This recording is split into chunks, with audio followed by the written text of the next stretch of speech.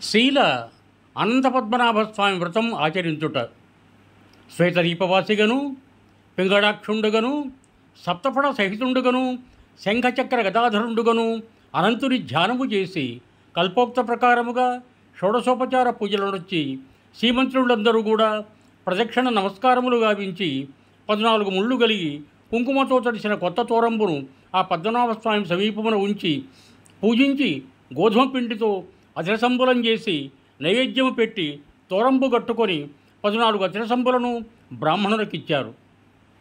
వారు శీలతో, ఓ శీల, ఇట్లు అనంత పద్మనాభస్వామి వ్రతము చేసి ప్రతి సంవత్సరము ఉద్యాపనము చేసి మరలా వ్రతమును ఆచరించుతుండవలయను అని వారు చెప్పగా, కౌండ్యముని భార్యయగు శీల కూడా తక్షణంపున స్థానం పునర్చి ఆ శ్రేష్ఠ సహాయం వలన వ్రతమాచరించి తోరము కట్టుకొని తెచ్చిన సత్తుపిండిని వాయుదానమిచ్చెను.